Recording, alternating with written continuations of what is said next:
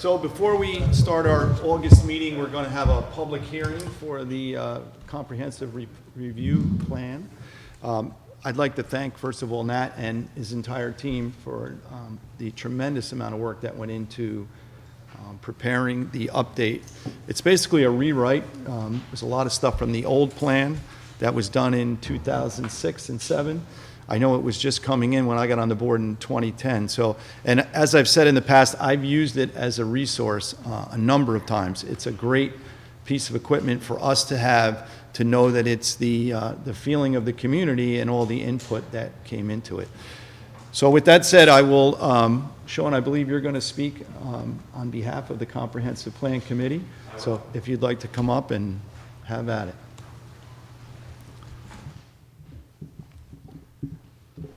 Hi, everyone. My name is Sean Conway. I am a member of the Comprehensive Plan Update Committee. I just want to introduce some of my colleagues who are here. Our chairperson, Nat, is unable to be here because he's having fun somewhere else. Joyce. Oh, sorry, I'll do first name, last name. Joyce Bloom, and Betsy Calhoun, and Tara Wavada, and Richard Baczynski, and Mary Kate Ephraim, and Gregory McGarva. So just for a little bit of background, the plan was adopted in 2006. Usually best practice is to update it. Oh, sorry, and Kim Connor, who also helped us out a great deal, I should acknowledge. Usually it is updated every 5 to 10 years. Our committee was convened in 2017 to work on an update. And we've just been working on a draft ever since, which has been up on our website since December, when we officially submitted it to the board. We did a lot of research on our own. We got a lot of advice from experts in a couple of different areas. We conducted 2 community surveys. We had some sort of semi-formal listening sessions to talk to people about concerns they had, to get opinions. We spoke with some of the local nonprofits to get their input, and we've maintained a website where people could leave comments for the past couple of years. I've been stopped in the grocery store. I've talked to people at the farmer's market.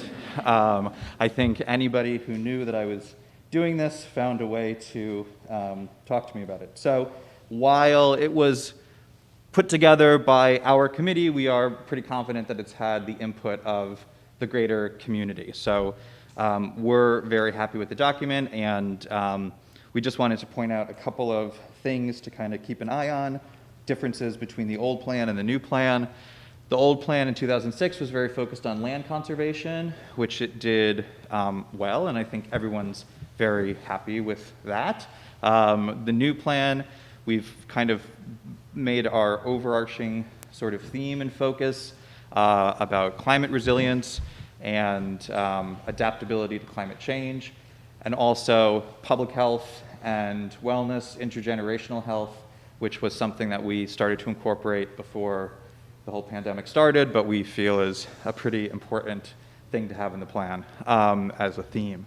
And then structurally, kind of 2 big things to look out for. One is this concept of responsible regionalism, which is kind of working with our neighbors and other communities and sharing good ideas and helping out when we can and stealing their good ideas when it behooves us. So that's, you'll see written out in the plan.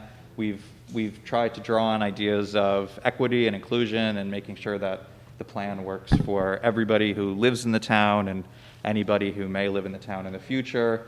And then the other kind of most important thing as far as this body is concerned is that we've really advocated that the plan be reviewed much more frequently than every 15 years and have a sort of annual session to look at what's been working and what maybe hasn't been working and what needs to be adjusted, and maintain a sort of group of volunteers who are continuing to do research and continuing to look at best practices from other communities. So, Are you volunteering there, Sean?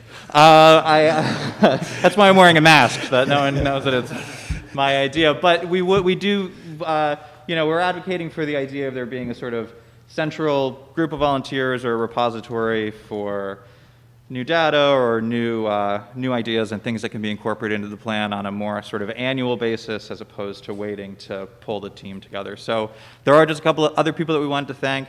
First, we want to acknowledge the Phillipstown Community Congress, and we want to thank Jason, and we want to thank Jocelyn. This was one of the high-ranking community goals, was updating the comprehensive plan. So that's really been a great sort of push that we needed. Legislator Montgomery, when she was on the town board, also sort of helped to pull the team together. And most importantly, Bob Flaherty and Mike Leonard were involved through the entire process, and they really helped to explain to us the sort of actual day-to-day use of the plan and significance of the plan, and really gave us a lot of kind of on-the-ground advice. So we thank them as well. So as far as I know, the questions will be directed towards the board, but we'll take notes, and again, if anybody has any comments, our website is still up and our contact information is there, and we're open to input. Thank you, Sean. Thank you. So I think the best way to do it would be open it up to the public for comment or questions. If you've read through the comprehensive plan, I strongly encourage, if you have not read through the comprehensive plan, if you're out there listening or watching on TV, to please get a copy of it or go on. It's on our website, correct? So it's on the website. You can access it there and read through it carefully. It's an important document, and it's easier to work things out now than it is after it's adopted, or if and when it's adopted. My plan tonight would be, out of respect for Richard and not being here this evening, would be to keep the public hearing open for another month. So this will allow people more time to comment and to review and to look at it. And then once he's back, we will have an additional or continue the public hearing and vote on it at that point. But I'd like to open it up to anybody in the audience who's interested in speaking on behalf of the comprehensive plan. Not everybody at once. One at a time. No one. Going once. Okay, great. If you could come up to the podium. Can you come up to the mic and just...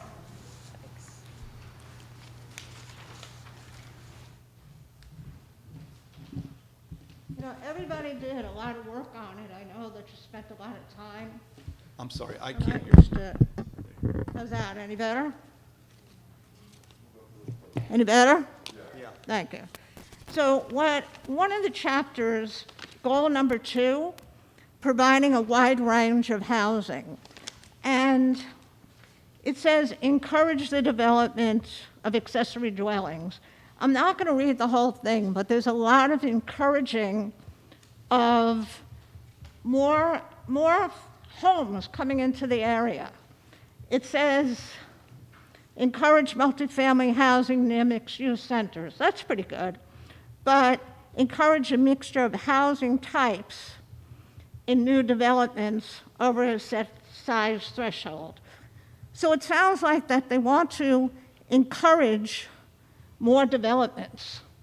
And I think that encouraging, we're having enough trouble with developers coming into the area, and I think that that's not the goal of Phillipstown. At least I've been here for about 35 years.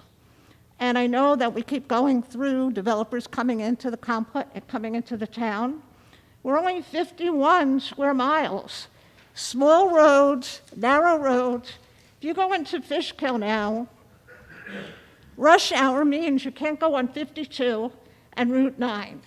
With all the encourages in the comprehensive plan, how long is it going to be until we can't get from 301 to 84 or through the village? So that's basically my comment, is I don't think we should be encouraging development because it's going to find us. And I think that we really need to narrow some of what's in here. Thank you. Okay, thank you. I understand, and I sit in traffic on Route 9 and 52, as you described quite often. In 2010, we rezoned the entire town. The entire town was rezoned. So the zoning is very restrictive as to, lot size, development, steep slopes. There's a ton of regulations. So I think the encouragement, and I might be wrong, but I think the encouragement is really towards smart development, trying to retain, and I've seen this through the emergency services with younger people getting trained, going through all the classes. They get out of high school, they go into college, they come back, they can't afford to live here. So we lose these people on a regular basis. And I think that's what the encouragement is for development that suits younger, suits across the board for people across the. I don't think you're going to see any large tract development. We don't have that much land. So most. Encouragement, and there's so much in here. I mean, there's such a good scope Right. in here, what they think we want to do between mixed-use housing and taking institutional buildings and putting new rentals in them. Right. It's just like, it just seems to me that it's overwhelming. Okay. Appreciate it. Thank you. Could I just also add to John's point there about all the past work the board has done to have ways to control overdevelopment, which I think we all know has been very successful.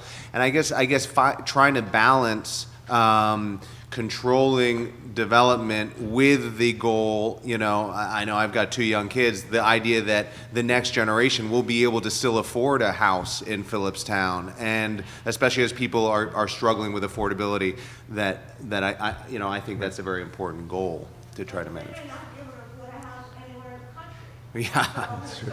Yeah. It's not like it's a unique problem to Phillipstown. Right. It's But- all over the country.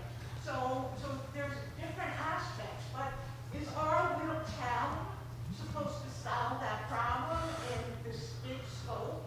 I mean, I just think it's just way too big of what's in it. I would say, I mean, my own personal view is our town should try to address that in smart ways that are maybe smarter dwellings, but that does try to provide more affordability of homes. I mean, but that's It's my. not an easy process to build a home in Phillipstown. I can assure you that. I already got this town, I love it, so. And we have a planning board Right.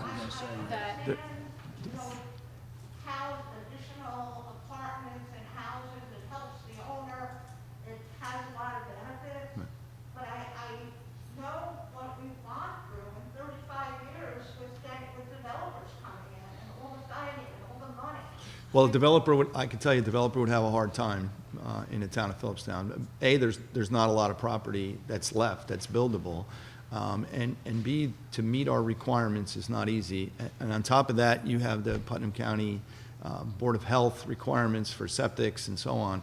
It's not an easy process. A building lot is a rare commodity in the town of Phillipstown, so I can assure you that. But and I appreciate your comments, but we Absolutely. do have a planning board as well as a zoning board that's, I have confidence in also before it even gets to the town board, that they will review every proposal, and they have through the years, which has resulted in the beautiful community that we do have.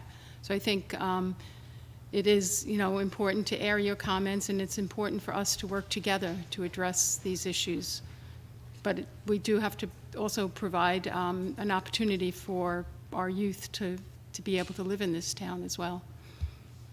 Over the last several years, you haven't seen any massive developments. The biggest one that's on the planning board these days has been on there for almost 4 years now. It's the Hudson Highland Reserve up of East Mountain Road North and South in Horton Road. That person's trying to put a 25-lot subdivision in there of affordable, not affordable housing, and he also had he had an equestrian center in there, and that's one of the things we're going over tonight. He eliminated that because of all the public comments, and everyone's concerned about that. So that's why that we have checks and balances in our community. That's why we have public hearings like tonight.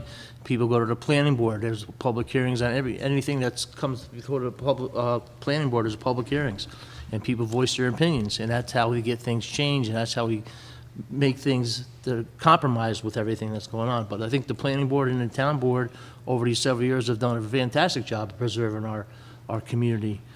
Even the village of Cold Spring here, I mean, the old Butterfield place, I mean, that's a beautiful building over there.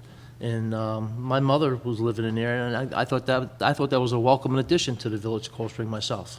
It's a beautiful looking building. It helped the economy a little, helped, created some jobs. But I think all in all, we do a very good job of planning and preserving our town. That 25-home subdivision is on how many hundred acres? 400 or 225, 230, So it's and a not lot that of it's, most of it's conservation property as well. Most of it is. The majority of the buildings will be on like less than 30 acres. It is clear you love your community because you're at a public hearing on a Thursday night, on a beautiful night, so it's, it's We clear. appreciate it. Anyone else?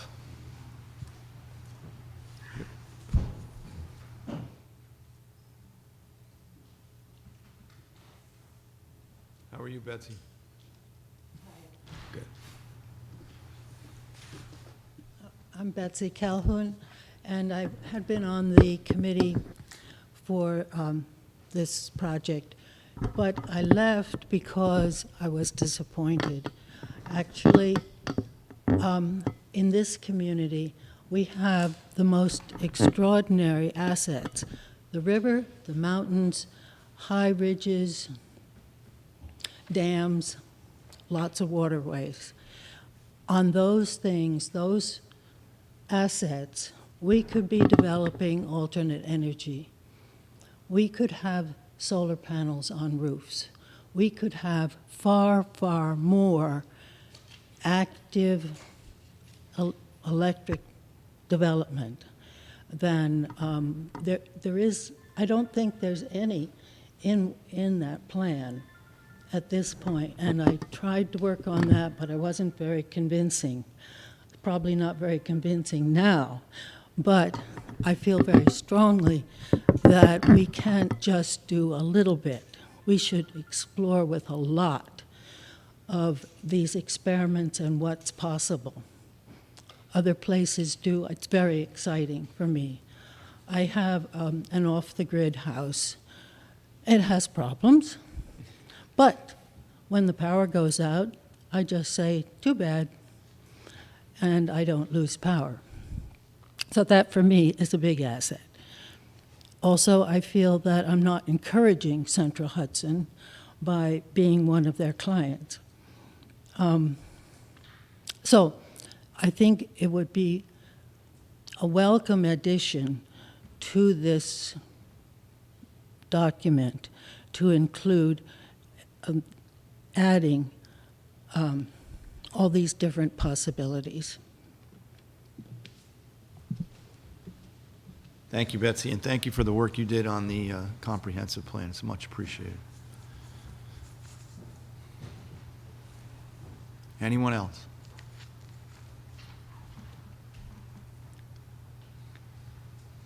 Okay, any comments from the board? I'd just like to thank the team that put this together as well. I did spend a lot of time with him over the several years, but the last year or so, I kind of did not as much as I had in the past, but me and Mike did spend a lot of time with them, and I appreciate everyone's effort to get it to where we did. It was a lot of work. Thank you. I believe we have another comment from the audience. Oh, I'm sorry, I didn't see you, Joyce. Good. If you could come up, thank you. I apologize.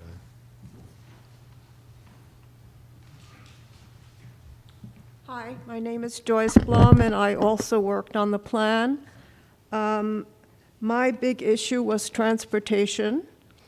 I'm sure half the audience knows that I do not drive, but I've been able to exist in this community for many, many years, but it hasn't been easy. And my issue was transportation. So I just would like to encourage the board to possibly even add to what we put in the plan regarding transportation. I just happened to come across these two interesting things. Currently, in the United States, there are 45 million people who are older than 65.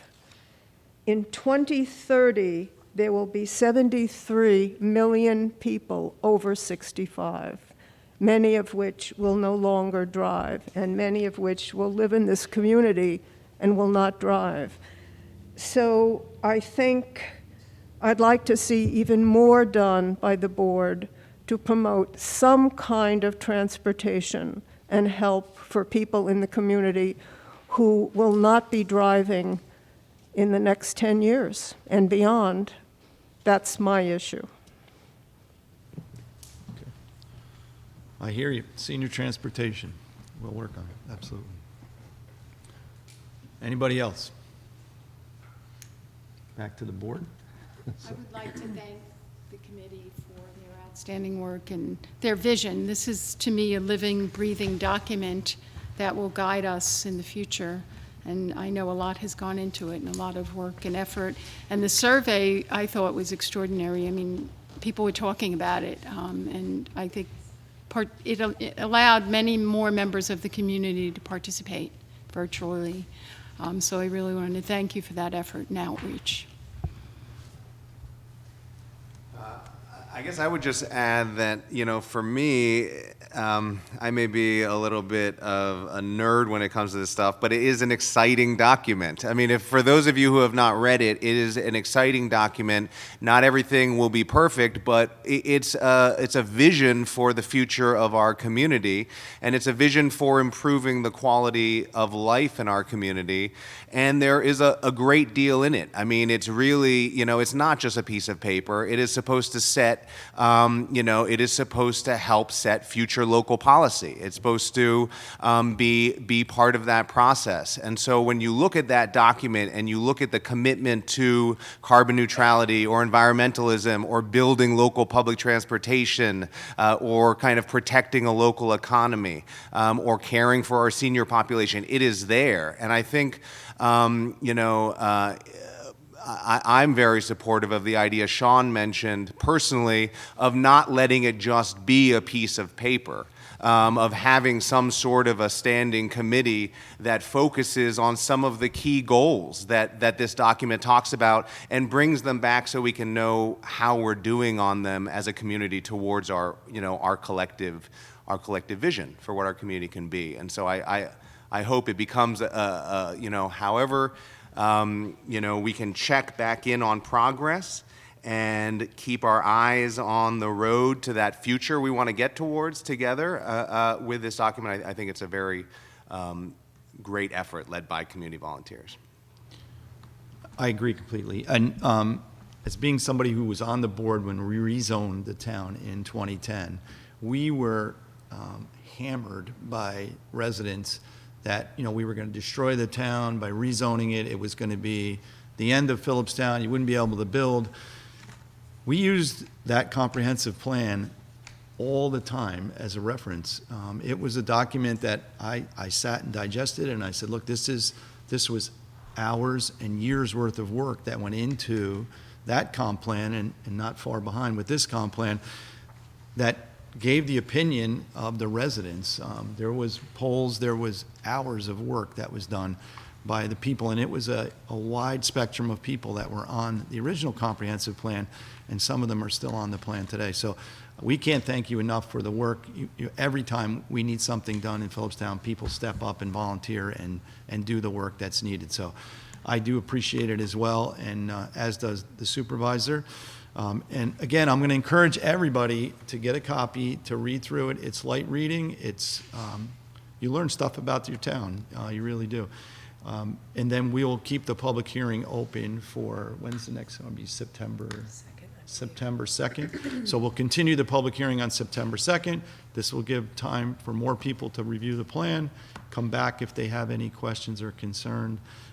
We're here to listen. That's our job. So thank you all, and for the public hearing, and thank you for all the work that you did. I appreciate it. So if there's nothing else on the comprehensive plan, we'll move on to the regular monthly meeting. Everybody set? Good? Okay, so if we could all rise for the pledge. I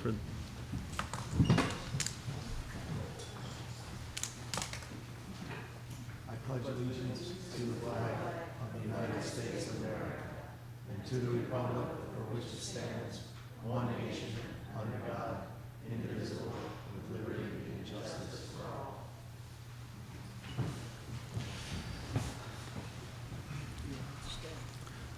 Well, thanks again for coming out tonight to the August Town Board meeting. So we will start with approval of minutes, monthly Town Board meeting, July 8th. So moved. Second? Anybody? Second? All in favor? I abstain, I was not at that meeting. And I, Sorry. I vote aye. Workshop of July 14th. Motion? So moved. Second? Second? All in favor? Aye. Everybody with me? I abstained, I was not at that workshop, so I I vote abstained. aye. Thank you. Workshop of June 30th. So moved. Second. Second? All in favor? Aye. And I vote aye. Committee reports. Conservation Board. So I was recently appointed, and I was filling. I have taken over Mike Leonard's role on the Conservation Board and attended the last Conservation Board meeting. And I would just say that everybody on the Conservation Board had so much to say about Mike Leonard and what he did on that board. So I think they were looking at me like, "What's this guy gonna do?" compared to Mike.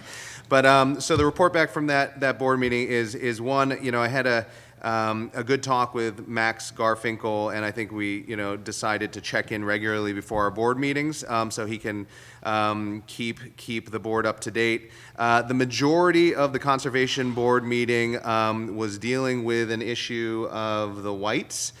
Putting in they've revised a plan to put in a swimming pool, and I think they revised it because they're putting in a swimming pool close to a wetland buffer, and so the Conservation Board asked them to revise it in a way that protected that wetland buffer and was more environmentally sound because of their concern. And so it seems like the whites have made those sorts of revisions by saying they were going to do 10,000 square feet of wetlands restoration. They're going to do a no chlorine pool, salt-based pool, overflow drain. And so it kind of met the Conservation Board's, most of them, their revisions and plans. And so they're not holding an August meeting, so they'll be meeting in September. Thank you. Yeah. I got to give you a little, Mike served on the Conservation Board for a few years before he got on the town board, so he kind of had it in there. No wonder. Mike did a great job. Mike certainly did a wonderful job. Thank you. Recreation. Good evening. The Recreation Commission met on July 27th. There was a report on programs, and they are continuing outdoors as much as possible. For indoor programs, masks are required. There was a report on the Depot Theater, and as many of you may know, the performances of Oliver Jr. and The Mystery of Edwin Drood were sold out. The theater is doing very well with outdoor performances and hopes at some point in the future to be able to hold indoor performances. We want to thank the crew and the cast and the Depot Theater staff for putting on these productions with our community. There will be a Castle to River Run, and it will be held either October 9th or October 16th. So please continue to check the Phillipstown Recreation Parks and Department website, as well as the Friends of Phillipstown.org website. Speaking of the Friends of Phillipstown, the group is raising funds for completion of the pavilion at Phillipstown Park. I don't know if any of you have been able to visit Phillipstown Park, but there is a lovely pavilion, and they are raising funds, so if anyone would like to contribute, please go to friendsofphillipstown.org to donate. The Recreation Commission will next be meeting at the end of August. Thank you, Judy. And I did meet with the Erickson brothers, Jim and Lee. Actually, it's brother and nephew, sorry. They're working on a plan to have a well that's established at the pavilion, but it's probably 500 or 600 feet away from the building itself. So we met with Ron Gaynor the other day. He's going to work up a working plan to get water from the well to the facility, and it will be. It's an incredible location, and the building is absolutely gorgeous. So Yes, that's some of the programming is already going on under the pavilion for yoga and other programs outdoors with porta potties. with porta potties. Right, which is a little unfortunate, but we'll get it going, I hope to, very soon, so, thank you. Phillipstown Hub, Phillipstown Hub has a couple of exciting events coming up. On August 19th, there is going to be an overdose prevention training held via WebEx, and that you can register for online at phillipstownhub.org/events. This training is in recognition of Overdose Awareness Month, which is this month, the month of August. And as we know, opioid overdoses are still a problem in our country, our state, and our community. And over the last few months, I've met with the Hub Executive Director as well as other community leaders and constituents about their concerns over state legislation.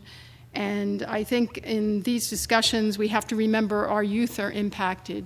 So even though some people may consider the revenue impact of the legislative proposal, particularly related to the state marijuana legislation, they also have to recognize the impact on our youth. It's not just about the money and about the business, but the impact on the youth of the community. And this has been brought to my attention not only by the Hub and the Phillipstown Coalition, but also by community leaders, school leaders, as well as residents. The Hub is also announcing a fun run. The family fun run is going to be September 4th at 9:30 a.m. And you can register at the phillipstownhub.org/events. That raised considerable funds last year to continue to fund addiction resources for families and prevention resources. So we urge anyone who would like their family to run or run by yourself, run or walk with the Hub on September 4th. And finally, the town board and the Hub are happy to announce the medication drop box is here at Town Hall, and it's once again available if you have any medications you would like to drop off between the hours of 8:30 and 4 p.m. So please do so. Yes, and I'd like to thank Tara and Kelly for working on, the delay was getting our cameras hooked up. It has to meet requirements, it has to have cameras, it has to be bolted to the floor, so it's not an easy process to relocate this. So we got the cameras, what day did the cameras? Tuesday, and the next day, the sheriff's deputy came over, certified it was working, that everything was up to par, and he was able to put it back in service. So thank you, but it is back, and it's on our website, and it's on the Hub website, and it gets used. It does, it gets used It gets often. used. It's It great. gets used, so it's great. Get And this- there is information on the website about what is and isn't accepted in Gotcha. the Dropbox. Please follow the Yes, directions, please.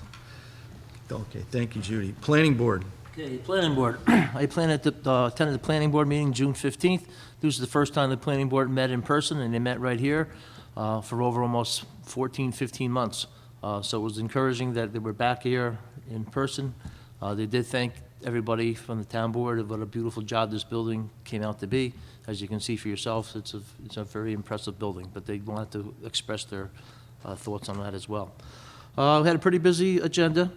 Also, too, they want to make sure that they made an announcement that they will not be meeting in the month of August. This is the first time in many years that they took August off, but they're going back to that. Anyway, old business, we have Christopher Flagler and Heidi Snyder at 699 Albany Post Road. They're in the process of going through the application of building an 1,800 square foot addition to their home. This has been in front of the planning board for many months now. It was approved by the planning board with the condition that they get the Board of Health approval for the septic system. They had to put a new septic system in. So that's been approved, just pending the Board of Health. We had also had two public hearings. The first public hearing was Riverview Industries, 3012 Route 9 up on Route 9. This is basically a parking lot for equipment to be worked on on the owner across the street, Kevin Riker. He has a established business there for many years, and he's in the construction, in the business of fixing trucks and heavy equipment. Across the street is basically a parking lot.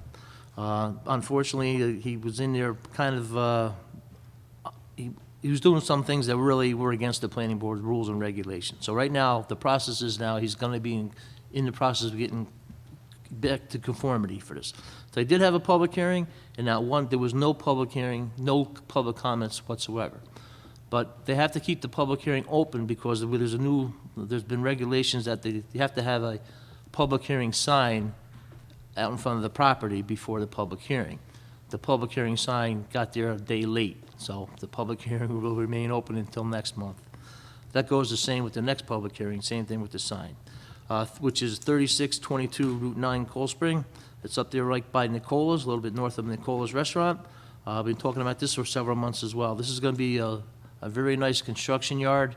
It's going to have very nice buildings they're going to build, a 15,000 square foot building and a 10,000 square foot building. The plans that I saw look very nice. Public hearing again, only one person came to the public hearing and had something to say, and that was just basically about landscaping. The applicant did indicate that he was going to add much more landscaping to the rear of the property, and also the park, addressing the road, the entranceway is going to be a little bit wider than originally planned for. So that public hearing remained open as well. On to old business. Garrison Golf Course and Hudson Valley Shakespeare Festival. We've been going on this now since about January. But anyway, right now they adapted the EAF Part 2. They did submit the EAF Part 3, which is still under review.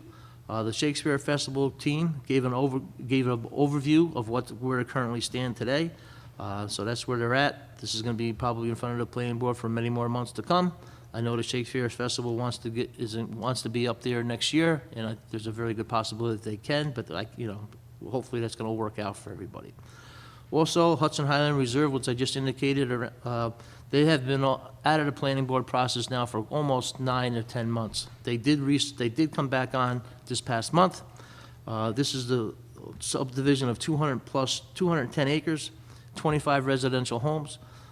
They've made a lot of concessions. Like I said before, they had a 40-horse equestrian center planned. They removed that from the plans as of right now. That was one of the reasons we had public hearing. People had the public comment. They were concerned about the horse waste, and everything else. So it does work. The public comments work, and people do get things changed and amended. Right now, the applicant removed that part of his plans. He also took the houses that are around the lake, the little pond up there. He moved them further away from the pond, and the area that he was going to use for the equestrian center, he relocated some houses to that area. So this plan, in my eyes, is a very good plan. It was adjusted to meet the needs of everyone's concerns. So again, that's going to be moving forward. They submitted their what they call the FES, which is the Final Environment Impact Study. They just submitted that to the board the day before, so the board never had an opportunity to review it. Also, our consultant, AKRF, is going to be involved with that as well. So I'm sure next month, not next month, but in the month of September, they'll be in front of the planning board with AKRF, and there'll be a lot of questions. The meeting was adjourned at 9:45. Next meeting was September 16th, 7:30, right here. Thank you. Thank you, Bob. Zoning, I attended the ZBA meeting on July 12th. There were 3 public hearings. Diana Castro, 3 Ferris Drive, Garrison, New York. She was seeking a variance for construction of an addition to a pre-existing non-conforming. The appeal was held, the public hearing was held, and the variance was approved 4-0. Dana Raymond, 2, 4, and 6 Hudson River Lane, Garrison. Applicant seeking a side yard setback variance for construction of a new structure. This public hearing was held and approved 4-0. Gina Gerard and Jesse Husted Wildrick, 28 and 30 Hudson River Lane. Applicant is seeking an appeal to combine 2 lots and construct a new 4-bedroom home with a garage. This public hearing was also held and approved 4-0. There was 1 review for completeness. Malcolm and Mary Rowe, 60 Highland Ridge, Cold Spring, New York. This applicant seeks to construct a 1,507 square foot addition connected to existing home with a 556 square foot enclosed hallway. This application was reviewed and found complete and scheduled for a public hearing at the next meeting of the ZBA, which is September 13th. They're also not meeting in August. So I guess we're the only ones that are meeting in August. So. We don't get it. So that's it for the zoning. Highway, I have the highway report as well. Phillipstown Town Board members from Carl Frazenda, work performed by the Phillipstown Highway Department for the month of July. It's true, the old highway garage is down. It went fast and very orderly, and so begins the rebuilding process, and it is a process. In between clearing out old building, crews were out potholing and grading. A new mower to attach to the skid steer arrived this month. It will aid in mowing intersections for better visibility. The Highway Department received approximately 25 phone calls regarding road complaints and issues for the month of July, and the Highway Department spent approximately $4,200 in vehicle maintenance and repair. And I have more on the highway garage later on in the meeting. And actually, that's coming up right now. building and land acquisitions. So we had a couple things that went on this week, actually several things, but as Carl reported, the old building came down. It was removed successfully. It was done by, we actually were going to do it in-house with our own highway crew. It ended up, we felt it was more reasonable to have the general contractor actually do it. It was done without any issues. It was less than 2 days, the building was down and gone. And the foundation is removed, so it's up and out of there. Tomorrow, I was there today a few times, Bobby was there today as well. The new building will be laid out tomorrow by the surveyors, along with Palumbo Group, who is our project manager handling the job. Unfortunately, when we were removing the fuel pumps, we had on top of the ground tanks with underground pipes that came up to an island, no different than a gas station, where it had diesel and gasoline. When they removed this island, underneath the island you could smell fuel. So we called the DEC, American Petroleum, who we had hired to do the pumps and the renovation for the temporary facility, and then if you look up there, there's a new large white tank which is going to be housing both diesel and gasoline for us. There was a tremendous amount of gasoline in the soil underneath there. So we stopped American Petroleum, contacted DEC, we got a spill number. We're in the process of remediating it currently. If you drive by there, you'll see it looks like a giant crater where we continue to dig. So the process, we had an estimate for a certain number of tons, which I think was 500 tons, but I could check the quote, was $52,000 for remediation. That's with us doing the digging, being supervised by American Petroleum and their team with monitors. So they're monitoring, we scoop, they monitor it. If it's still dirty, you keep digging. So it keeps getting larger and larger. I'm not sure what the quantity is at this point, but it's in the range of what was estimated. They're still digging. However, the good news is it's not going towards where the new construction is, which will allow the construction to start and continue without delay. And it's not going underneath, we're clean going towards where we put the new fuel station. So that's two good things that happened today, but there's still dirt that's contaminated, so we are mandated, nor would we take a chance to not clean it. So it's going to be cleaned. It's going to be certified by American Petroleum and inspected by the DEC before we can stop digging and stop spending money on it, unfortunately. So that's it for the highway garage.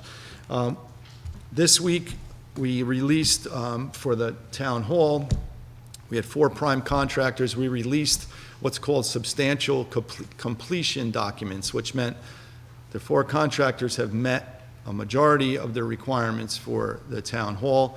The electrician, as well as the HVAC contractor, have completely finished every aspect of the job. They were wonderful working with them, and they got the job done, and they're completely released. The plumbing contractor and the construction contractor, we still have a few items that we've worked out. There is a active running punch list, which they have 60 days to complete. I think the cutoff date is October 4th, but I'm not 100% sure of the date. Bobby and I met with them today with those 2 contractors, with Justin Caker, our architect, as well as Steve Gaba. So they claim that everything will be corrected. There is an issue with the water line that's going out to the street. Somehow, during the process, it rolled. The village can only turn the water on a quarter of a turn, which is not acceptable for us or for the village. So the street will be dug up again, and it will be rolled back up. The 2 contractors have taken responsibility for it, and they will be repairing it. As I said to them, the one person who's not paying for it is going to be the town of Phillipstown. So they are going to make the repairs, and we encourage them to try to do it on a weekend and try to get it done before school starts, because obviously this is a big route for school buses. So that went on today. Bob, anything that I missed? Anything? No, that covered everything. Yep. So there's a few odds and ends that are still loose, but there are some parts, if you look around the building, it looks great. There are still some loose ends that the town is responsible for, that was not part of the contract. The side porch that needs to be done, there's still TVs and cameras that go up in this room. The sign on the front needs to go on. They're painting, we're gonna paint the foundation, some basement windows. But other than that, I think we're pretty well wrapped up, and I happen to think the place looks fantastic. So I appreciate all the work that was done. So that's it for building and land. Cemetery, anybody else have anything on building and land? We're good. Cemetery committee, is that you? That's me, yeah. So Mike? I inherited that from Mike Leonard, and so the cemetery committee's role is to clean up and maintain the historic cemeteries in the town of Phillipstown. I learned today, I had a conversation with Taggart Lake, who along with John Benjamin has been really spearheading a lot of that work of maintaining old gravestones. I learned today that the oldest gravestone in Phillipstown cemeteries is 1788. And so they're really doing a lot of work of lifting up fallen over gravestones. And so they want to begin their fall work plan to continue to do that work. And I just want some advice from the board that Taggart had asked me. When they put up their fall work plan and budget, and Taggart said it's going to be very much the same as the past spring work plan in terms of cost, is that something the board approves? Is that something that needs to come in front of the board? It would be part of our budget process in the fall. Okay. Okay. So This is work for next year or for this fall? for this fall. Well, then, Oh, so it's already in the budget for this year then? yeah, Okay. it should be in. Okay. So I will just get that fall work plan from Taggart, and I'm going to go walk with him and give that to the board. Thank you. Yep. Putnam County Legislator, I know Nancy is not here this evening, but we'll get a double report next month from her. So, all right, moving on to the agenda. That's you, Tara. First item is a resolution donating $500 to the Village of Cold Spring for Community Day scheduled for September 2021. So Bobby, you attended the meeting. They're requesting money for it? Yes, I'm the liaison for the village. I do attend their meetings every month as well. Yeah, as they've done every year, they requested $500 that we can donate it for the community day, and here it is. So I think which is a good thing that we approve it, so very good.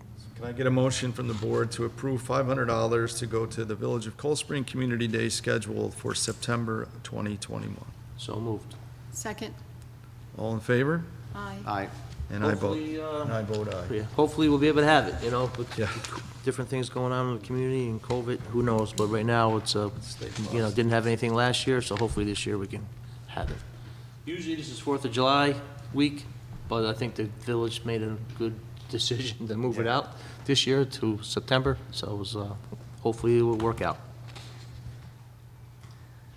Next is a resolution authorizing Carl Forsenda, Highway Superintendent, to auction off a rotary two-post lift, 12,000-pound cap symmetrical overhead twin-post lift, phase motor truck adapters included through Auctions International. So this is a piece of equipment that's been used at the highway garage for an extended period of time. Tara, you want to buy that? You seemed interested in it. Done.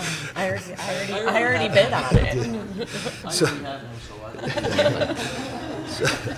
So in order for us to get rid of it, we're not going to use it in the new garage. We're going to a different system, which is portable. It's easier for the guys to be able to maneuver it around rather than moving the truck to the bay.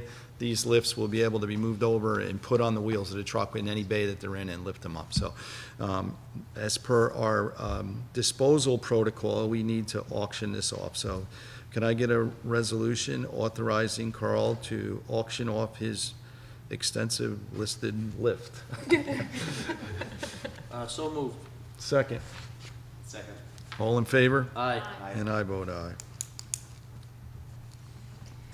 Next is a resolution approving the rental of a trailer from Casone for the Phillipstown Highway Department and authorizing Supervisor Shea to sign said rental agreement. And this is actually Nunk Pro Tunk. Right, so this is a facility for the crew. We have a crew of 14 that needs a place to be warm and dry when they're working.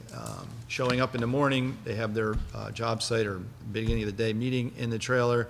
And it's really for storm. When they're on storm duty, they're there for 24, 48 hours. They need a place to get inside and get warm.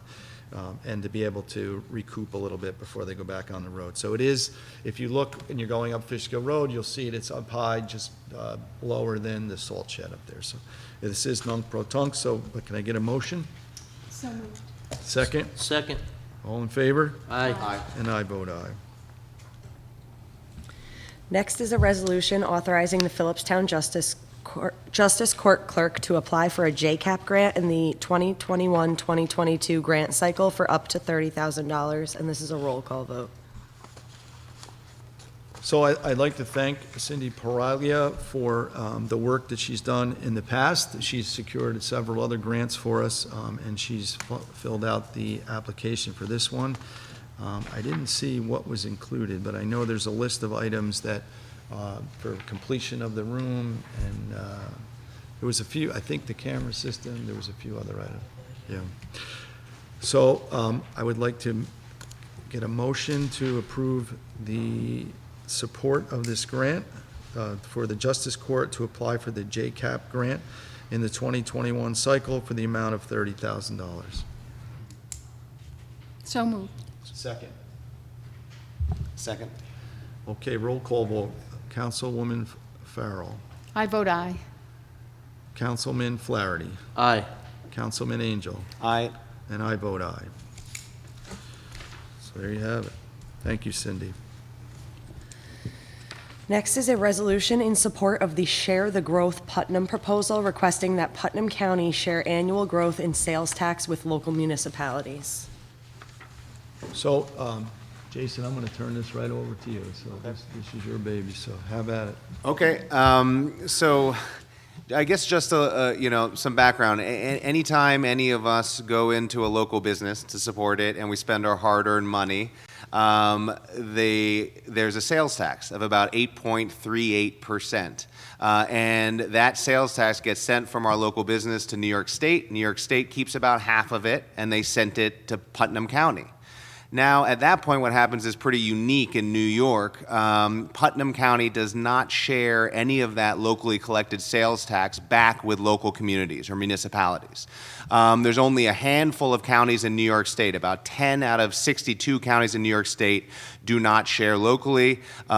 The great majority do send our money back to us, to the local community. And so what this resolution is asking is that the county, and this is not a new issue. I know many members of this board have pushed on this issue and worked on this issue, but this resolution is asking the county to share sales tax under a new proposal, with the idea that if there is any growth in sales tax that the county experiences from year to year, that they share a portion of that growth. More specifically, 50% of that growth back with the town of Philipstown, the village of Cold Spring, the village of Nelsonville. And so the idea is if everybody is seeing growth in sales tax, which the county is, that the towns and villages get a portion of that. And I think this is a new political moment in the county in a sense because the county right now has a historic fund balance, surplus, that they are putting away. They are seeing their sales tax skyrocketing that they're collecting. One reason is because New York State now is collecting online sales tax from places like Amazon. And so you have local businesses that are struggling to compete while the county is seeing their sales tax really grow. And so almost all of those counties that share sales tax back with local municipalities do it based on population. And so I was looking at this issue with other board members here to craft this resolution, other members of the Cold Spring Board and the Nelsonville Board, to see if this sort of a sharing plan was in place in the county between 2018 and 2019 when the county saw a huge growth in sales tax. They now have about $67 million that they collect from sales tax. If this plan was in place, Phillipstown would have gotten about $140,000 that year. Just if the county had taken the growth from the previous year and split it in half and sent it back to local communities. And I think all of us know who care about local issues that sort of money could have a really big impact on the community issues we care about. And so I think the goal here is to hopefully pass this local resolution, but see other towns and villages that will pass it as well, to work with other towns and villages across the county, because every town and village has a self-interest, whether Republican or Democrat, in getting more community funding without raising taxes, by just getting a portion of our sales tax like other local communities. I mean, I think we should look at this rightfully as our money that we are trying to get back like other communities get. And so I think the hope is that if, if we can get a unified front from towns and villages passing this Share the Growth Putnam resolution, then we can try to push the county, especially with their historic surplus that they're sitting on, to share in this moment. And I just want to recognize how much I know Richard, Shay has done, that you've done on this issue. I know the last time it was approached, it was through all the supervisors supervisors from every town in Putnam got together. They met several times and then presented it to the county, and it was a flat-out no. I appreciate your effort and your enthusiasm. I think it's fantastic, and I think maybe if it involves all the villages and the towns throughout the county, that the pressure will be too strong. At that point, I don't know if there was the surplus that there is now. I mean, I saw last week that there was a record sales tax for 2021, or 2020. You're right. But they're on projection for 2021 to surpass that. During COVID, everybody sat home and ordered stuff that they really couldn't afford, so there was a lot of sales tax. But there was, just give us what we deserve. 140,000 in our budget could make a big difference. Right. Yeah. And I think that you sent me that, John. That's shocking that during the COVID shutdown, the county still saw their sales taxes increase because of online sales tax collection. So they're moving into a period where it's just going to keep going up. So, and yeah. All right, well, thank you. So I guess we need a motion for the resolutions. So I'll entertain a motion for this resolution to share the sales tax with Putnam County. So moved. Second? Second. All in favor? Aye. And I vote aye. Thank you so much, Jason. Thank you so much. Appreciate it. Next on the agenda is neighbors from Brookside to discuss Brookside Drive in Garrison, specifically Susan Limongello. Close. I tried so hard. How are you? Thank you for coming in. Certainly. Yes. If you'd like me to hear you. Well, thank you for.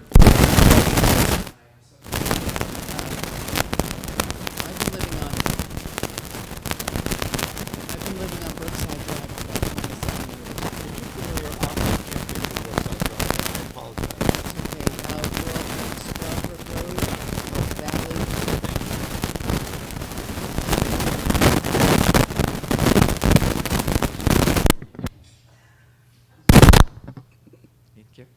Thank you for that. Sure. So I've been living there for about 27 years, and so have my other neighbors. We've all been living there a very long time. And during that time, we've had a lot of problems with the road. It's item 4, and we maintain it. And we need to maintain it several times a year because of the flooding issues that we have. We have a brook right behind 3 of our houses, and we're about probably half a mile long. So I've spoken to some people in the town, and unanimously they sent me here. So I guess what we need is a discussion as to the feasibility of the town taking over Brookside Drive, and if there is no way that can happen, then we're just going to all go back and do whatever we have to do. But, we pay taxes.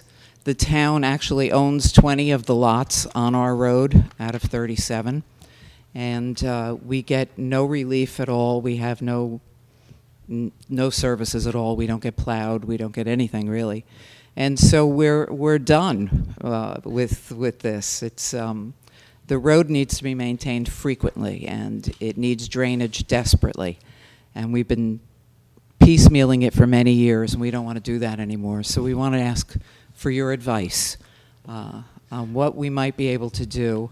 If it is feasible that we might be able to become a town road, but there is a caveat with that. There's one neighbor way at the end of the road that is not interested at all in paving. So we're interested in doing the first 6 houses, and after that, it's a very long time before you get to another house.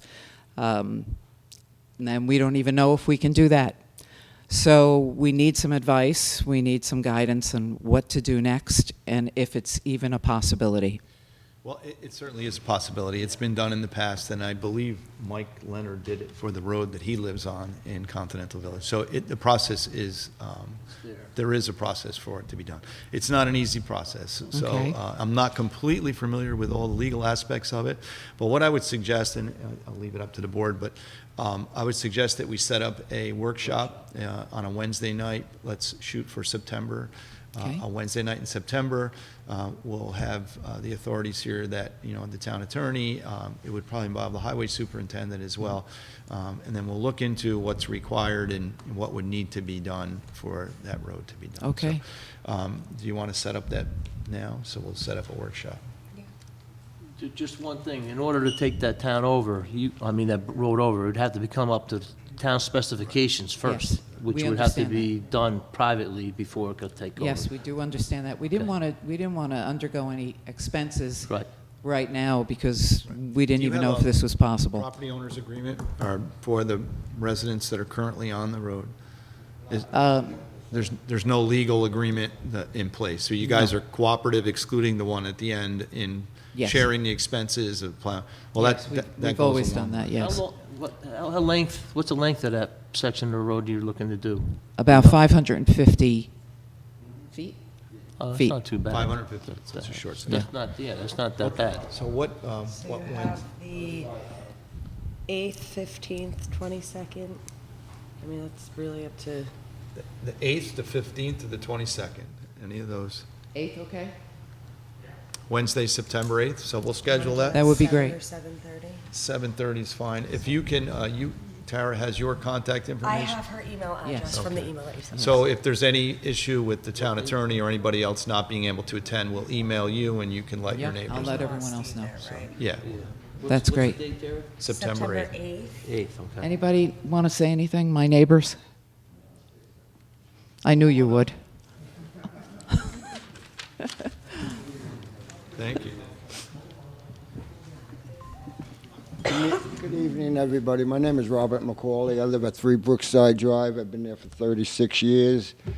And like Susan was saying, we constantly have water problems from Ridge Road. Mr. Shea, Richard Shea, he knows us well. Nancy Montgomery knows me, my family. So they knew the situation. When they were doing Valley, we were supposed to be included with that, but you had to, by the towns, you needed 51% of the people to recognize it. We couldn't get to 51%. The town, out of 37 building plots, town owns 20 of them. So there's only 8 families on that road. So we had a difficult time. That was like about 87 to 88, 89 when they did Valley. So we were shot down by one of our neighbors that owns 5 plots. And that's what we... That's not the case currently. You only have one that you think would resist, is that? Okay. Same one, yeah. Okay. It's a family. That's okay. Let me finish. Okay. Thank you. So I just want to make sure that you did hear me say that the town owns 20 out of the 37 lots. Yeah. Okay, just wanted to make sure that's on the record. Thank you. Okay, anything else? Thank you very much for your time. Thank you, I appreciate it. We'll see you in September. We'll see you on the 8th, Thanks. unless you hear otherwise. Next on the agenda is a resolution approving the Fourth Amendment to Declaration of Common Facilities and Easement Agreement in relation to the sale of a lot at Glencliff in Garrison. So just to give you a background on this, there's 4 properties on the Glencliff easement, which is the road that leads you to the rec center and the Garrison Institute. So there's four 4 different lots that contribute towards the maintenance of that road. This one particular lot is being sold, and the people buying the lot do not want to be part of the easement, and they are not going to be allowed to use the road, nor do they intend to use the road. So I had a conversation with our town attorney today. He feels that this is the right move for us to do, so I will look for a resolution or motion to approve the Fourth Amendment to Declaration of Common Facilities, an easement agreement in relation to the sale of a lot on Glencliff in Garrison. So moved. Second. Second. All in favor? Aye. And I vote aye. Next is a bond resolution, a resolution authorizing the construction of a new highway garage in and for the town of Philipstown, Putnam County, New York, at a maximum estimated cost of $3.5 million, and authorizing, subject to permissive referendum, the issuance of $3.5 million bonds of said town to pay the costs thereof. And this is a roll call vote as well. So this is the bond for the reconstruction of our highway facility. This was delayed, I think, far too long. It's a lot of money at this point, at $3.5 million. The breakdown is as follows. The general work, so again, it's a WIX project, so it's prevailing wage.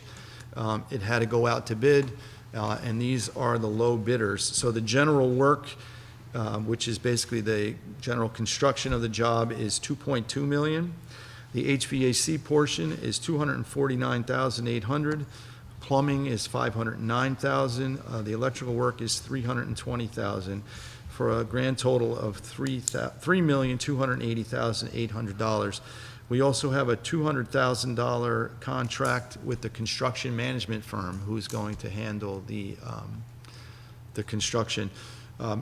During the construction of this building, or renovation of this building, we utilized Greg Warner as our clerk of the works instead of hiring a construction management firm. And it was quite a task for him and for Richard and I. We spent a lot of time here. So this project should be easier because it's a complete demolition and new construction. So there's no open up the wall and everything is rotten. This is all brand new. However, it is a complex project. The highway facilities have some unique purposes and some unique tasks that they have to do. So we felt comfortable in hiring the Palumbo group to do the construction. They've saved us time and money already. In the bidding process, they opened us up to bidders that we would have never seen before, because these guys are known throughout the community of the construction field. They solicit bids that we would have never seen. So we did have a lot of bidders. These are the numbers. Everything is affected by the COVID pandemic. The prices of everything are up. So it's higher than what we thought the total was going to be. We do have a promise from the federal government that we will receive a $2 million grant, provided the American Rescue Plan is approved and funded by the federal government. So if we get the $2 million, it will certainly assist with the local burden. But at this point, we're not 100% sure what it will do to the tax base. We have been, the tax rate, we have been saving for years. Since I got on the board, we've been planning on, since 2010, we've been planning on replacing this building. It was far overdue. It was unsafe. As you see, there's trailers up there. The offices that used to serve the building were on an upper level. The staff used to get the fumes from the trucks, which was just unfit. So that's when it was moved out to a trailer. We're now in our second trailer. The first one was there so long it rotted away. We have a rental on the current one. So it will be an up-to-date building with a safe environment for our employees. So once we know for sure that we are or we aren't getting the grant money, we can estimate what it will do to a tax increase. But at this point, we think it will be very minimal. Again, we were at a point where we had no choice. The building was being held together by the spray foam insulation that went in about 10 years ago. So that's what we have at this point. Does anybody have any comments? Yeah, no, we had no choice at this point. It was very unsafe. That building was way past its life expectancy. just like our firehouse up there in North Highlands. I mean, they built that in 1969, 1970, and that fire outlasted its lifetime as well. It's like things, some, especially metal, and they don't last forever. They're a 40-year, the metal you know. buildings are a 40-year So, lifespan. we just have to bite the bullet and do it. We really don't have much of a choice. It had to be done. And there's, trust me, there's no bells or whistles on this building. It's nothing, it's a steel structure. It's going to be a steel building similar to what's there. There is some brick, there's a brick facade. There is offices. There is a loft, a second floor for what's called a ready room for our crews. At this point, we're probably not going to be able to afford to finish it, so we're going to keep it unfinished. But the room will be there. The plumbing will be in for bathrooms for them on the second floor, but most likely will not be finished. We're going to try to do it, and hopefully we can cut some corners and cut some costs somewhere and be able to do that, but that is an option that we haven't taken at this point. But And also, too, there's a lot of environmental aspects to this building that had to come in play as well. The washing the trucks, ventilation for fumes and so forth like that had to be accounted for. there's a lot of systems that need to go into place, so. And we have a great highway department crew and staff and superintendent, and I think, they deserve to have a good, safe workplace.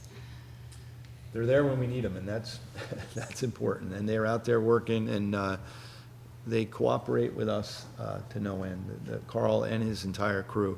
We were there, I said, several times today, and they were digging the dirt out, the contaminated dirt, and loading it. So they do what's asked of them. So with that, I will ask for a resolution to approve authorizing the construction of the new highway garage and for the town of Philipstown, Putnam County, New York, at a maximum estimated cost of $3,500,000, and authorizing, subject to permissive referendum, the issuance of $3,500,000 bonds of said town to pay the cost thereof.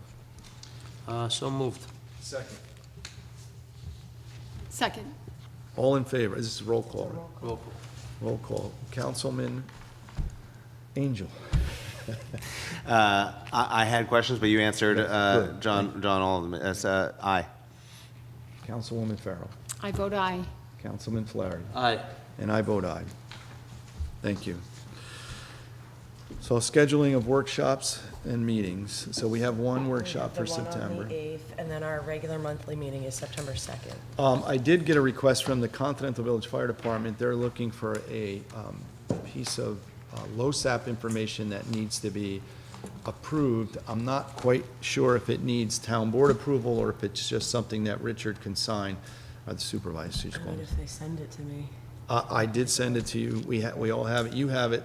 Richard's office has it, as does Steve Gaba. So can we tentatively schedule a workshop for next Wednesday night, just in case it needs town board approval? To the 11th. Yes. If we don't need it, then we won't use it. But I also have a request for a workshop from the Climate Smart Task Force. Oh, great. Related to lawn care best practices. It's an educational workshop. I can only grow weeds. Can we try to combine that in one of these? Do you want to try to do it the same night? Yeah, I'd like to try to if we I can. mean, the LoSAP, that LoSAP. Yeah, Can should we do take- it next Wednesday? Does that Is work? that possible? Next Wednesday, the 11th? Okay. We'll wait. Can we wait, do it in And we're September? going to meet with Greg anyway, and that would probably be integral to this whole process. So, yeah, okay. So you're away, then you're back when? I'm back the following week. Yeah, Okay. You want to do the 18th? That's the following Wednesday. Or Well, September? we're not meeting with Greg till the 20th, Oh, actually, so it would have to Do be you want to do the 25th? 25th you're here? Okay. okay. Is that good with That you, work for you, Judy? Judy? Yes, that's August good. 25th? Yeah, thank you. I also had a request from some residents about the American Rescue Plan and a workshop to better understand that and the funding that's coming to Phillipstown. Is that something we can do in the fall? Sure. I know we did get some of the funding. It's very new. Susan had just gotten it this afternoon, so we did receive some of the funding that we were promised from the first $700,000 that we were supposed to receive. We did receive a portion of it, but I don't know all the details. But we'll do some sort of release once we get all the information. So, you want to do do we need a workshop for that, or just a? Or maybe the Maybe next we should town get the board meeting? information first, For the Yes. next town and board. understand it first Yes. before we have a workshop. So next, for the September meeting? September meeting. Sure, yeah. Anybody else want to have a workshop?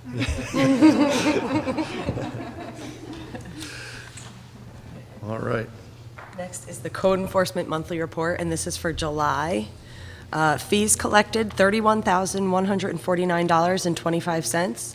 There were 45 total permits issued, 5 additions, alterations, or repairs to residential buildings, 39 all other permits, including pools, sheds, decks, plumbing, HVAC, 35 certificates of occupancy, 1 stop work order was issued, 1 operating permit for hazardous processes and activities, 1 permit issued for the use of pyrotechnic devices, 4 inspections of public assembly.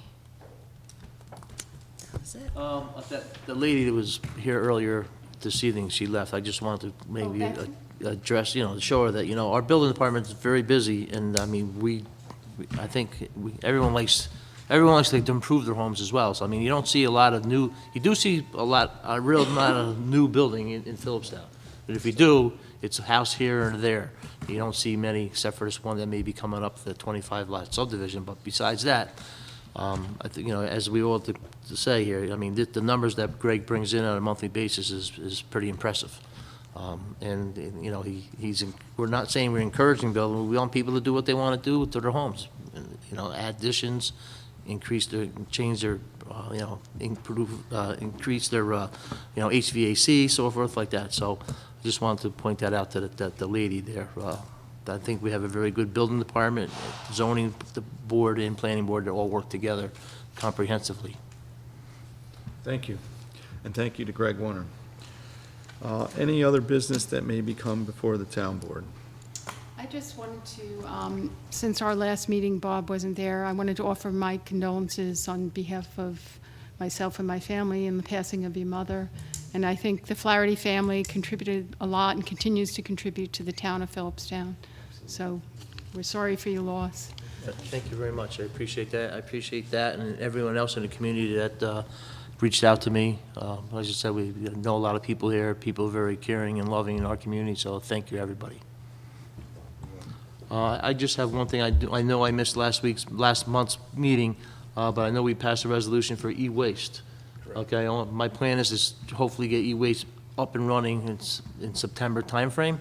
The plan is we hired a company to do this since the county stopped it many months ago, well, many years ago, I have to say. But we're going to do this on a trial basis. The first 6 months, we're going to be doing it for absolutely free. If we can continue to free, we will. But if we get an astronomical amount of e-waste, we're going to have to come up with a plan to start charging like every other community does, which is going to be. But we're going to give it a shot for 6 months, see how much we get. And again, if it gets to a point where it's going to cost us too much money, then we're going to have to start charging like every other community does around in our area here. There's nothing for free these days.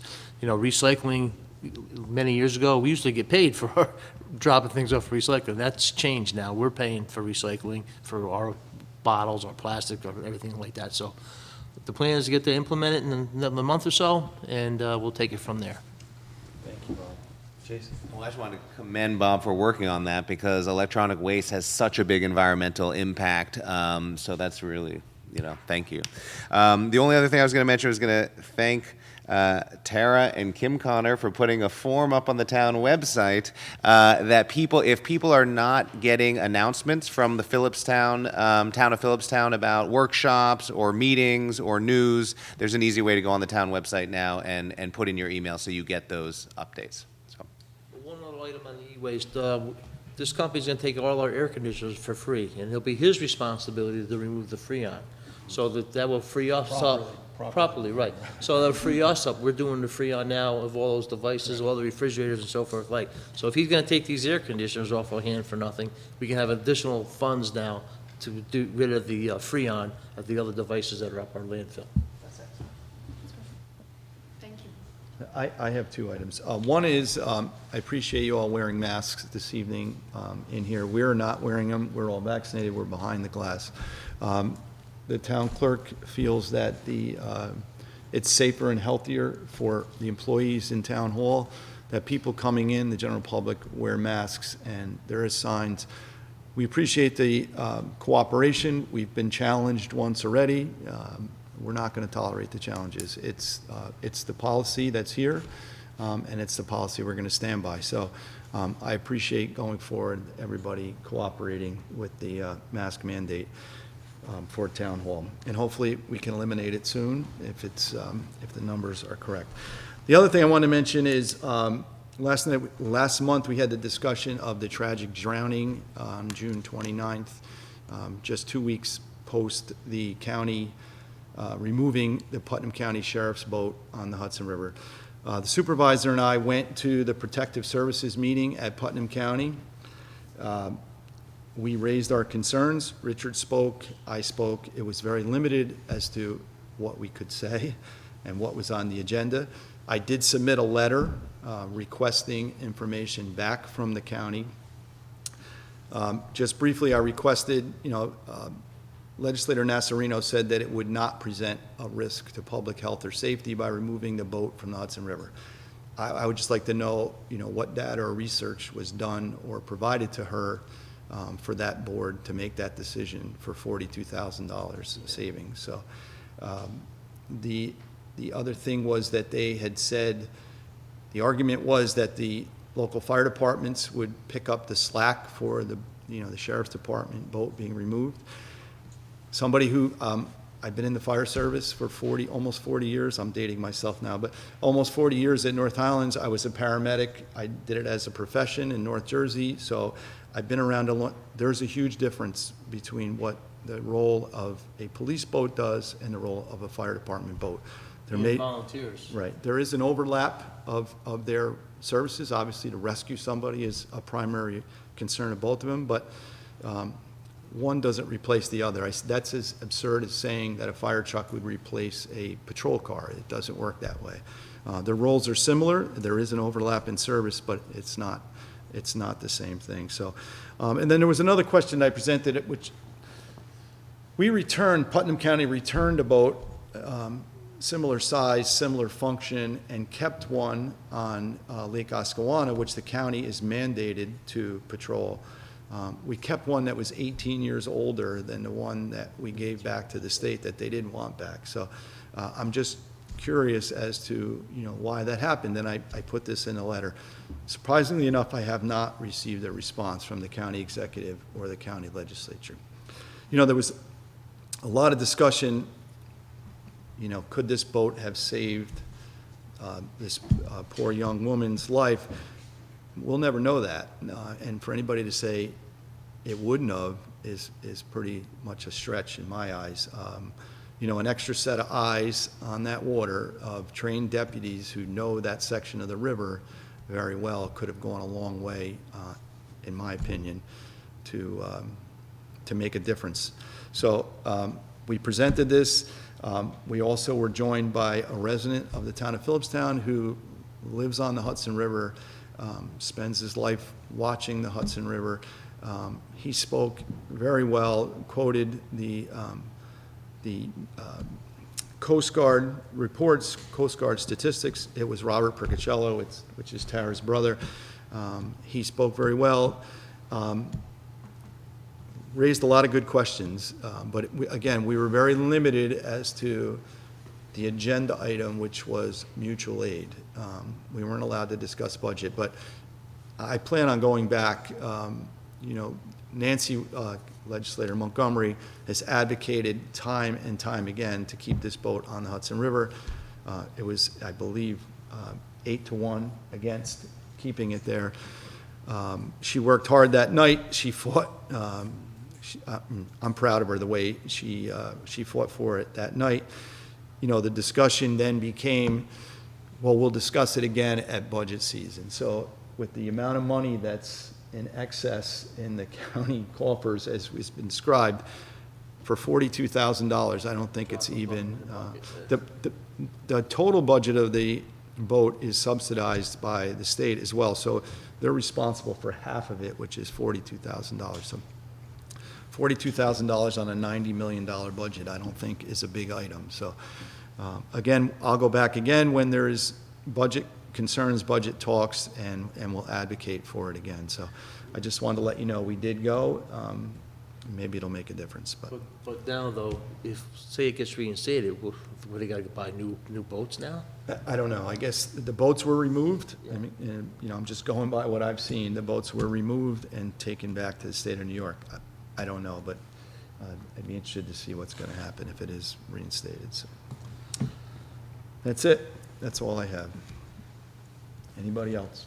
Just one other thing, we're still in the process of getting solar panels down at the rec center. It's been a long process. We did have Central Hudson down there one day last week to check out the transformer.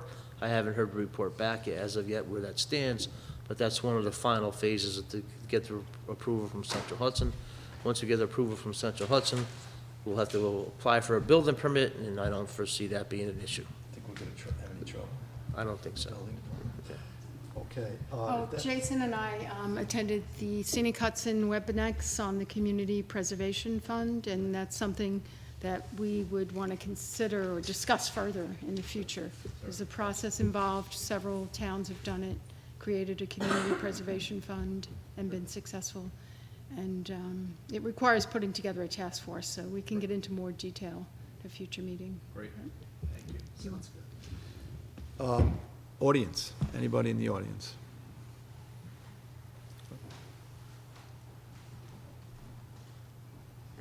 Just real quick, I'm Crystal Ford, the Climate Smart Coordinator. If you can hear me okay, I'll keep the mask on. I just wanted to let everyone know that part of the Climate Smart Task Force, we're kicking off an electric vehicle campaign.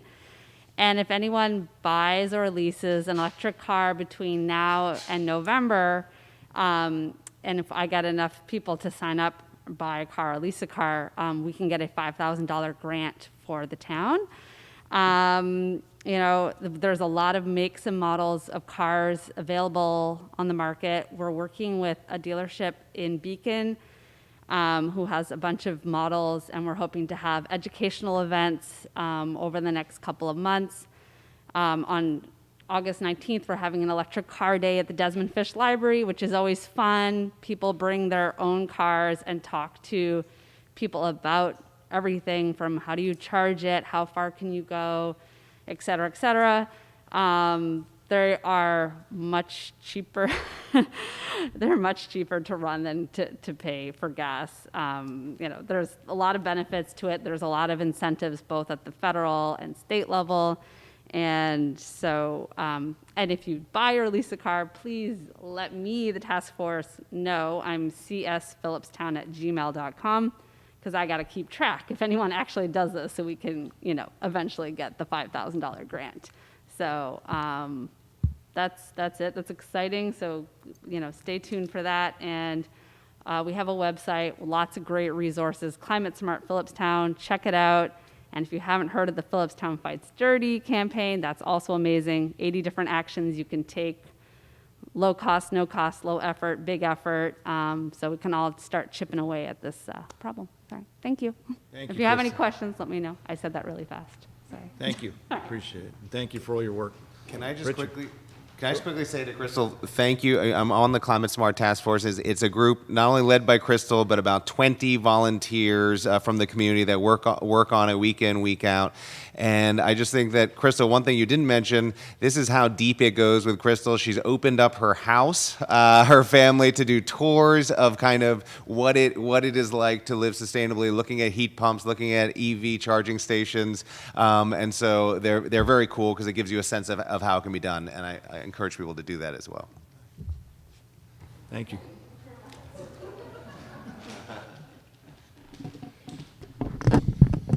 Hi.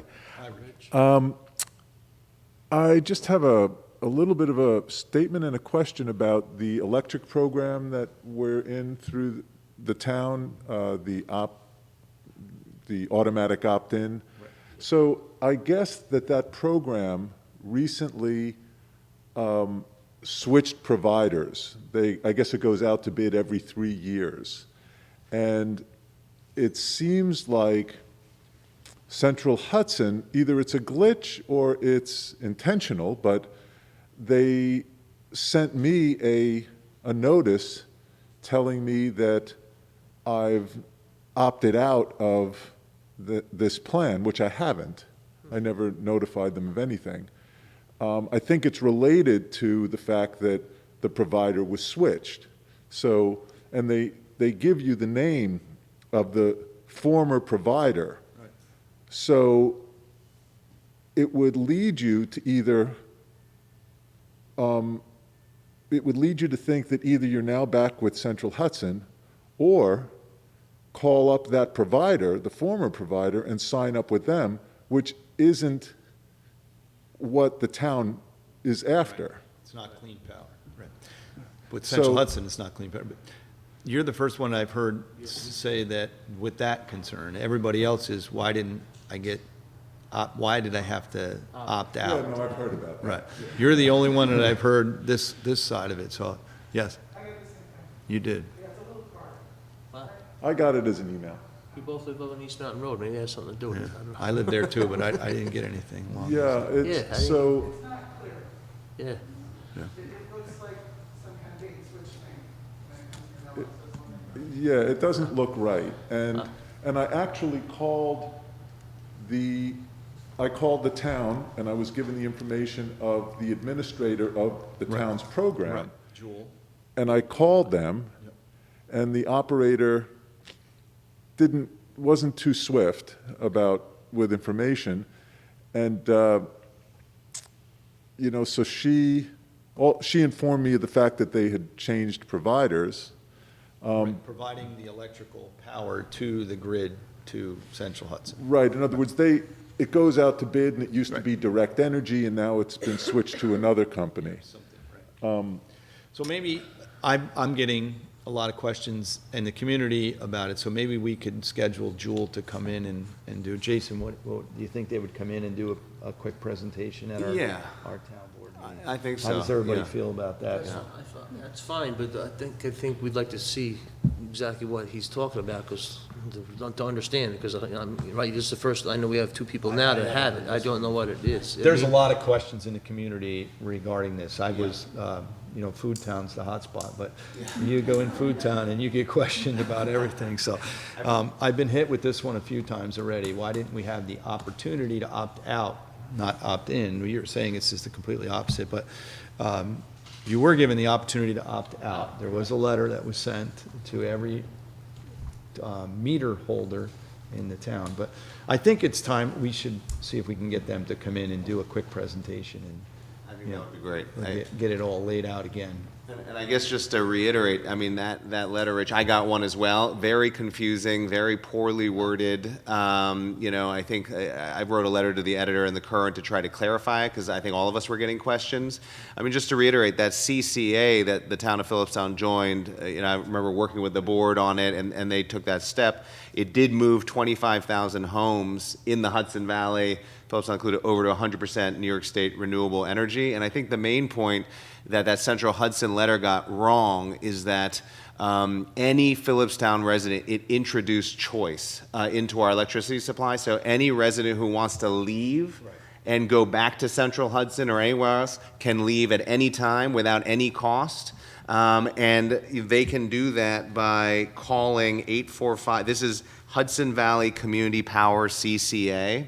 What the letter should have included is you can leave at any time, or you can stay in with 100% renewable electricity, and you can just call Hudson Valley Community Power CCA at 845-859-9099, or go on to Hudson Valley Community Power CCA and go offline. But I know I did have a conversation with Jewel, and they just said that letter from Central Hudson was, it just injected a lot of confusion. They've talked to Central Hudson about that, but I think it would be a good idea to have them come in. I had somebody tell me this weekend that they were on the phone for an hour and 40 minutes to opt out of the plan. So, well, my letter told me that I had opted out. That you already were opted out. Yeah, and I was pretty aware that we were all put in it about 3 years ago. Right. So. Okay, so we'll try to get it clarified. We'll get somebody from Jewel to come down and do some kind of presentation. try to figure it out a little bit. One more quick item is, I appreciate the email thing, that you can go onto the site and sign up. But what I don't understand is how I end up, why I've had to sign up for the email blast list, half a dozen times. Why do we get thrown off of it every once in a while? Or does the planning board, are they not sending out emails now?